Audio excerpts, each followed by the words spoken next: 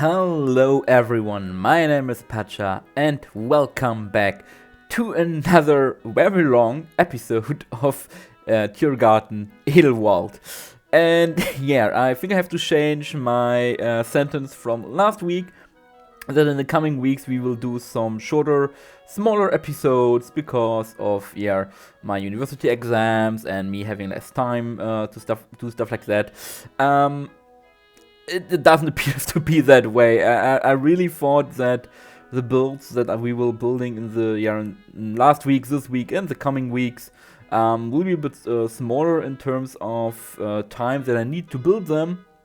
Turns out that's not the case, and I don't know why. I still managed to do it, and that's why we today build for the koala here in Edelwald, next to the wallabies in our little Australian section. And yeah, as you can see from the runtime of this video, it took longer than expected, and I really don't know how that happened. I just thought, okay, I built the house, I built the indoor habitat for them because we mainly keep them indoors in the zoo, and then I built a small outdoor area, and then I'm done. But yeah, even on, I think I'm on now 5 times the speed of recording this video, which is I think one of the best amounts of speed, kind of said that way, for you to watch this before it gets too fast for you to watch and stuff like that. It took it takes 29 minutes, of course, for the whole speed build, and that is even after I cut it out a lot of parts from this footage that I recorded, which was around 4 hours long in total. So 4 hours of me recording this build, and then comprised to 29 minutes for you here on YouTube. But yeah, I hope next video will be a little shorter. It should be, if my theory is correct, but I also said that about this video, and now look where we ended up here. So yeah, I hope you have it's not a big problem for you. I know some people don't like the long speed builds and long videos because they don't have that much time, and I totally understand that. I also don't have always the time to watch half an hour or more of video footage of someone building in something in a game, especially if I have to work, have to study, have to go to school, stuff like that. So I totally understand that not all people are happy with these long videos, but hey, I still want to show you everything. I don't want to just cut to the end result and not show you how it's done. It's not how I want to run my channel. So I hope you can forgive me for that, and I hope the next videos will be a little bit shorter. But yeah, as I said, no promises in that regard, seeing how this one turned out. But anyway, we are today building for the koala, as already said.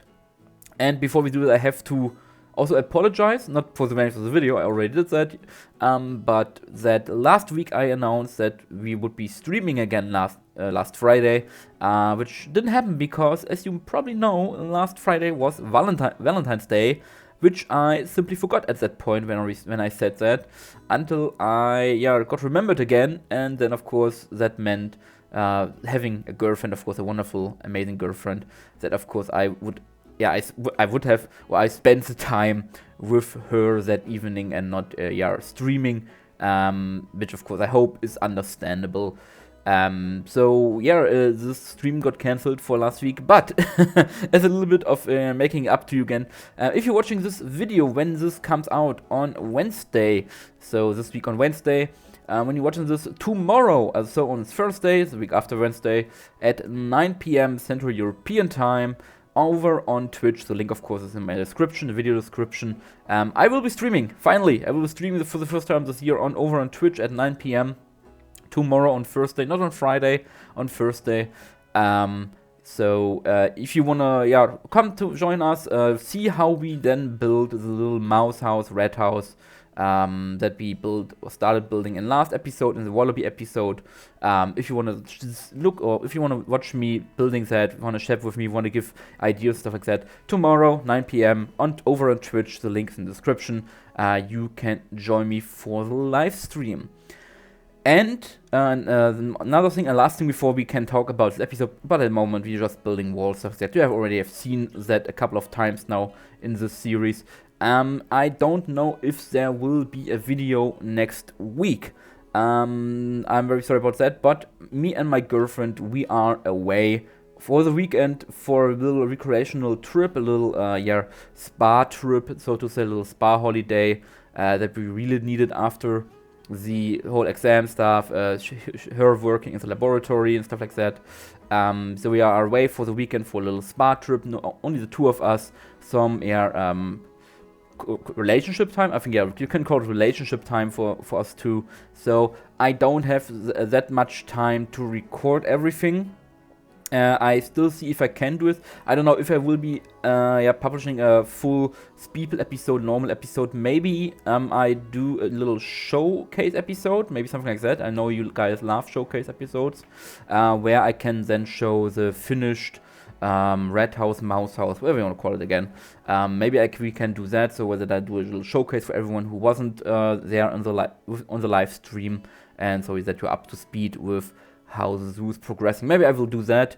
I can't promise anything yet, but I try to get at least something small, short out for you guys to enjoy.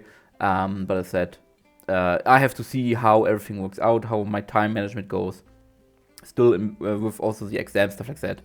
We will see. But yeah, just that you know what you can expect, and that no one can say, hey, where's the new video, stuff like that. Okay, but back to the meat and bones of this episode, of course, the koalas. And species that, as already announced also last week, built for in the past, mainly in the same series where we also built for the Wallaby, which was the Isle of Wild. I think it was one of my first videos in that series. I think, yeah, it was. And back then, you guys really enjoyed it. We had this, two-part indoor area for the koalas and then two outside areas for them. I think one later got added to wombat enclosure, I think, when the wombat was released for Planet Zoo. We combined it with the koala, which of course is funny because wombats and koalas are very close relatives. Evolutionary speaking, they are closer related to each other than they are to the other marsupials. So koalas are basically just tree wombats. But yeah, that was back then, was I think 2 years ago, 1.5 years ago when I built for the koala, and now we are back with them here in Edelwald. I was about to say Schönbrunn, but yeah, you know it, Edelwald, with this indoor area, which is of course inspired by the, as always, by the Schönbrunn koala exhibit, which used to be, funny enough, a rhino house back in the day, before it was converted to a koala exhibit. So they had the rhinos in here. So this was the indoor area for the rhinos, before they got moved to a different part of the zoo, together with the hippos. Really interesting, because this is not a big space, and that is apparent. I think it's 12 meters wide and 22 meters long in the real zoo, and I made it a little bit wider to give the koalas a little bit more space. We'll talk about that in a moment. But yeah, it was a rhino enclosure, which is interesting, but of course, different times, different means of holding these animals, which of course are not up to modern standards. But yeah, this is what it is and what it was. And now it is a koala exhibit, a very cool one, with a little bit of theming. You will see that later on. Really tries to encapsulate the outback Australian look a little bit here and there with some theming. And yeah, koalas are awesome. I love koalas in real life. I was lucky enough to see them, I think 2 times now, 3 times. I saw them in Leipzig Zoo, and of course in Schönbrunn. And don't know if I saw them in Berlin, but maybe I did. I have to check my footage and my pictures that I took. I can't remember at the moment. They are not a really common species in Europe still.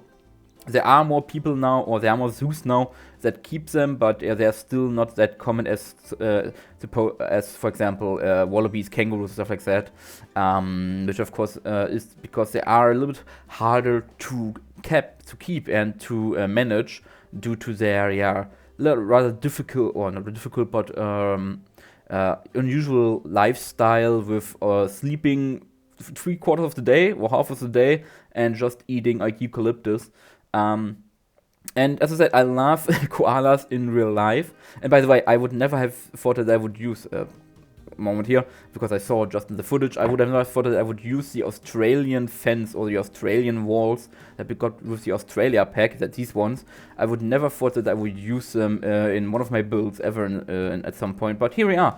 And they give a nice backdrop, like a bit of a rocky facade to these plaster walls, and also they act as a barrier for the guests before the glass barrier, of course, that keeps the koalas inside and the guests outside of the koala enclosure. But yeah, as I said, I love koalas in real life. They're very cute, they're cute animals, they're cool animals. I always sleep when I'm there. When I'm seeing them, they always are sleeping. But I do literally, not literally, but I do kinda hate koalas in Planet Zoo. And you might be asking why, and why then I built for them. For once, I built for them because inspiration here from Schönbrunn, and also they are cool species that fits this this Australian area, of course.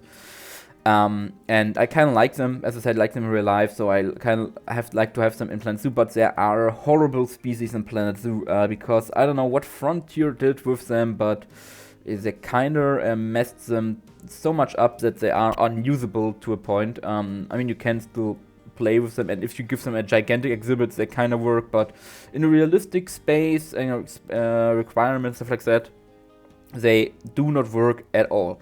For once, their hitbox is for some reason quite large for their size, meaning that if you have enough climbing space, of course, koalas, if you see in a koala enclosure, usually have a lot of climbing space because they are a climbing species. They live, I think 90% of their lives inside of trees and can come only down if there is something disturbing them. But they're spending a lot of time in the trees, you of course need a lot of climbing space and a lot of climbing enrichment items in their exhibit, but if you do that, the koala in the game cannot move anymore, and the koalas that we have in here also can barely move if they don't climb inside the exhibit, and I don't have any enrichment items in the exhibit, apart from maybe I think a sand marker in the outside area, because they can't reach any of them. I don't have any food items or food enrichment items and food placement items, I don't know what to call them, and the exhibit, because they can't reach them, the keeper can't reach them because of how the climbing is set up and stuff like that. And even if the keeper could reach them, the koala couldn't reach them because they are such a horrible creature in terms of their hitbox. And I don't know what Frontier did with them. It was their second DLC. It was the second DLC after the Arctic pack, the first one for 2020. And it's, I don't know, but they never changed it, they never fixed anything of that.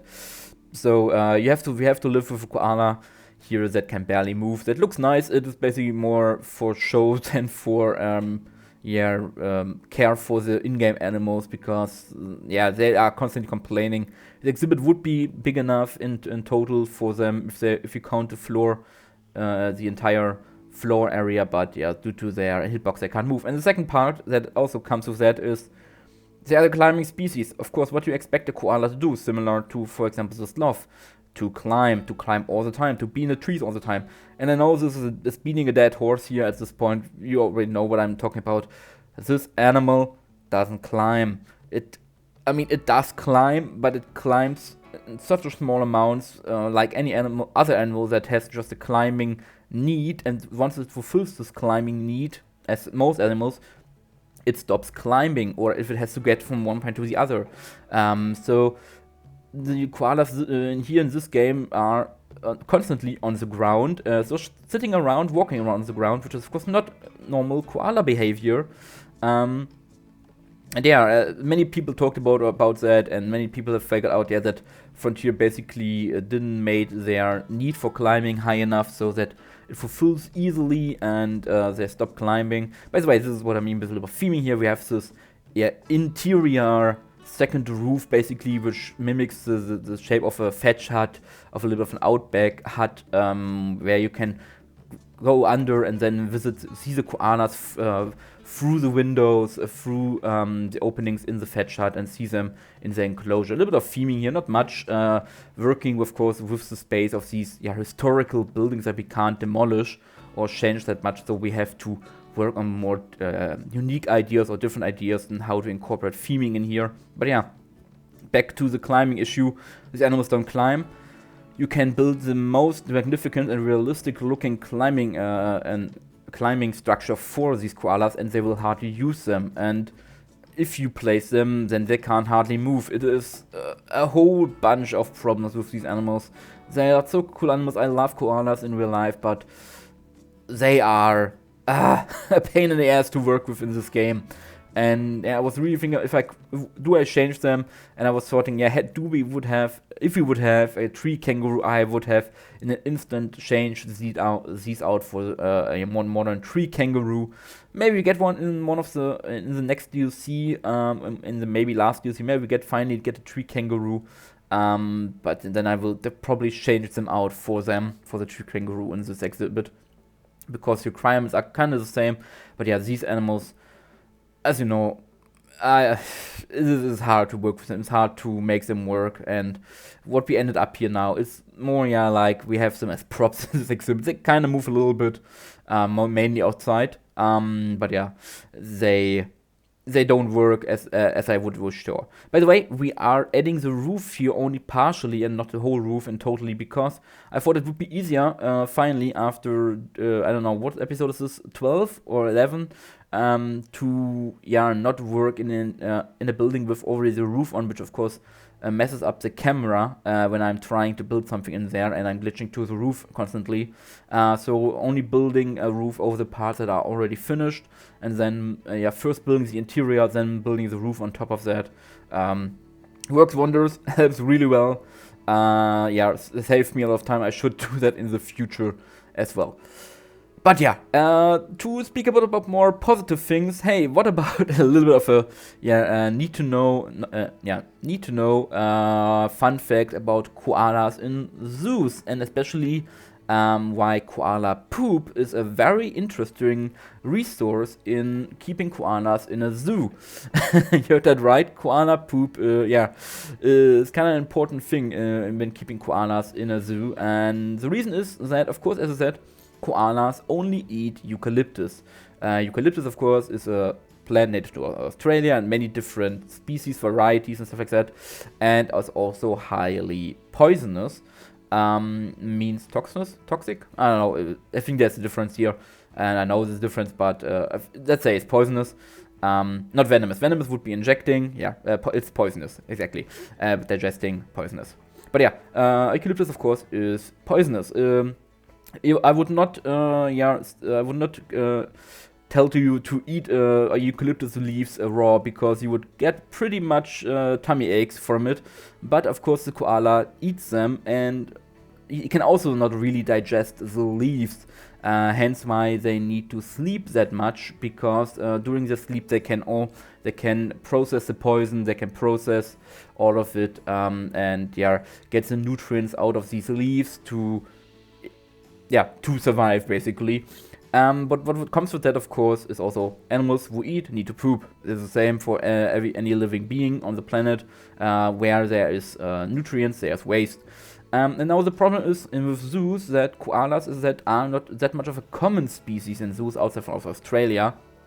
And that means feeding them can be a bit of a problem, because also that there are many different species and variants of eucalyptus trees, many different subspecies, stuff like that, and they all taste differently. Like different fruits and vegetables taste differently. Different kinds of apples, for example, taste differently. Different eucalyptus also taste differently, and not all eucalyptus trees are liked by the koalas and are as well processed by the koalas in their stomachs. So what you do now if you have a bunch of eucalyptus species, you have a koala and you don't know, for example, not every koala is the same, if this koala likes the eucalyptus tree, if it can digest it well, if it has problems with it, stuff like that. If you have to change the diet, of course you don't want your koala to have medical problems, to starve, stuff like that. You have to count the poop. for real. What zookeepers do, they have probably, or at least I know it from Europe, from Leipzig, for example. They store many different kinds of eucalyptus trees in their food storages for the koalas, and then they regularly swap out the different kinds of eucalyptus, gives the koalas some different eucalyptus trees in their exhibit to feed on. And on the next day and the next morning, they go around into the exhibit when they are usually also cleaning the exhibit, and they collect and count all the poop that has been produced by the koala. I hope YouTube isn't demonetizing this here. But yeah, they're collecting the feces, to say it more scientifically, and count them to see how much the koala produced. If there is less feces, or if there's not a lot of feces produced by the koalas, this usually can mean, okay, the koala had a little bit of problem digesting the eucalyptus, or it didn't eat that much because it didn't like it, the taste wasn't good, or the poison and stuff like that in the eucalyptus was too much for the koala. It didn't, as I said, couldn't process it. If there's a lot of poop, this could mean, okay, it was very easy to eat, to digest. They liked it very well. Okay, this goes onto the list of, these eucalyptus species are liked by the koala. And with that, over many more months and weeks and stuff like that, also it can, of course, differentiate from the male koalas to female koalas, from babies to different time periods during the year. Maybe if the female is in her breeding season, for example, that can change their diet and stuff like that. So they collect the poop, they write down how much poop the koala produced with this specific eucalyptus species, and then over time they basically create a notebook, an Excel list, or just a list basically of what type of eucalyptus produced what results with the koala, how they liked it, how they produced it, how they digested it, and stuff like that. And then if you, for example, send over exchange koalas to different zoos for breeding purposes, gives them their offspring, for example, if you can't have the offspring anymore, send this to other zoos. You can also send over these lists of the different eucalyptus types and the results of that, and so the new zoo knows, okay, this koala likes this species of eucalyptus more, it has problems with this species of eucalyptus, so maybe we have to get this one, and we can feed them these and stuff like that. And with that, there is an international knowledge base system, there's international data bank almost of what koala can eat what eucalyptus, or what kinds of koalas, also different species of koalas, of course, Queensland koala, stuff like that, Queensland koala, what type of eucalyptus can they eat, what can they not eat, and stuff like that. And this helps then care for these animals, which are a little bit picky when eating, and also not that well understood yet because of their rarity in zoos.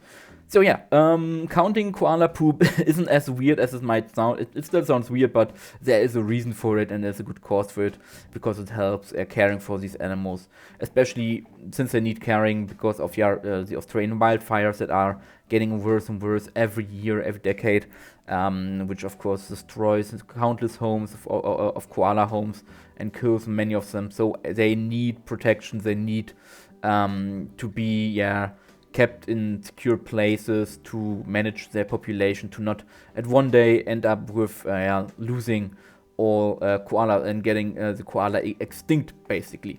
But back to the build. We now finished the interior with all the climbing frames, and also a little bit of decoration and stuff like that. Not that much, it's still more of a clean back interior space. And now we are working on this roof window, which is a more modern part of this roof. As same with this little, I don't know how we call it, top building part, little window part on top of the building. I have no idea if there's a word for that. But there's a little smaller high-rise or a little building on top of this building with a lot of windows, which lets light into the interior. For this case, it's just decorative, but usually it would let yeah, maybe the attic floors, for example, which don't exist here. So there would be more light and there are more air ventilation, stuff like that. Of course, the interior of this house would be climate controlled, since we can't. Yeah, since koalas usually don't really tolerate the harsh European winters that well, coming from Australia, so there's a lot of climate control here. But if you need to ventilate, for example, in summer, you can also open up these windows to let in more, yeah, cool air, for example. And yeah, I would say, looking at the amount of time that I already talked in this video, I will leave you now to the rest of the speed build footage with some nice music as always. And yeah, save my breath for the showcase at the end of the speed build, where we look at the finished product, name all the new animals that you guys suggested, and then yeah, see what we have done in this episode. And so I hope you enjoyed my little rant about koalas and my little fun fact session about koalas. And then I hope I see you at the end of the video in our speed build part.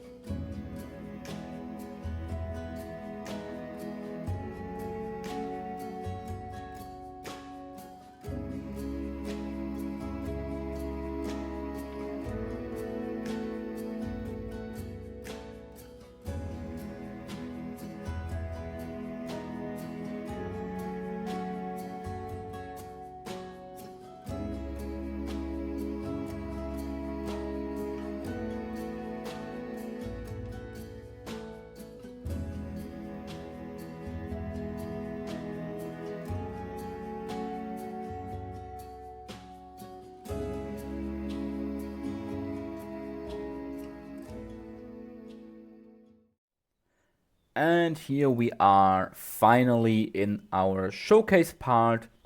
But before we showcase our koala house down here, we have to, of course, name a few animals again. And the first one comes from our old friend, that Aussie bloke, who said that he really liked the episode and he looking forward to the mouse house, which of course will be built tomorrow. And he suggested another name for one of the flamingos, and yeah, he suggested for our greater flamingos to be named Greater, which isn't just a funny name for a greater flamingo, but has a meaning behind it because it was a name of the longest living flamingo ever, he says, who lived at Adelaide Zoo in Australia. He said he didn't mention how long they lived. I don't know if it was a she or he, but yeah. And I think we have Ingo here and Jamal, and I think we will name a female Greater, and we just go for her. And she is now called Greater. Of course, if you watch this episode, maybe you can tell us more if it's a female or male, so we can change it. And the second one, we only had 2 suggestions this time, was by Severin Rasmussen, BH5EG. Definitely a name, who left a very lovely comment saying that I'm one of the best builders on YouTube. Thank you very much for that. And he asked if we could name one of the male wallabies, Steve Irwin. And of course, Steve Irwin, the famous Australian wildlife conservationist who sadly died a couple years ago due to an accident with a stingray, one of the most beloved animal enthusiasts on the planet. And of course, we name one of our male wallabies after him, and they're all males. So let's go for the biggest, maybe size-wise, if we have one. He won Charlie. Your name now is Steve Irwin. I hope I write him right. Yeah. This is the name, Steve Irwin, our red-necked wallaby. Okay, this was it for our naming session, and now let's jump in. Oops, this is the wrong one. Into our koala session, and we are here standing between the Sun Bear exhibit again. And I'm jumping, I don't know what happened. And the new koala house, of course, since we are in German-speaking country where the zoo is located, we have it in German here. In the background, you can see the wallabies hopping around, and we are now hopping inside to our koalas. Hey, there they are. Kind of working and climbing in this area. And this is now our koala house. Cameras made by Beezy, I believe. I will hope I try to remember to leave a link to the workshop page of Beezy for these cameras inside here. Something I found is very common in koala houses to have security cameras to kind of look what the koalas are doing and what the guests are doing. I don't know what happened there. But anyway, this is our little koala house here with 2 separate enclosures, of course, if we have to separate them. And this one has an exit or an entrance to the outside part for their little outside area. And I really like the little feeling of this being inside a thatch hut, and then of course it looks at this side and you see, okay, you're still in the building, but it kind of, we ignore that. It happens probably all the time. A little feeling, feeling of theming, so to say, for this little area. Also with the very minimalistic decorations and plants and stuff like that.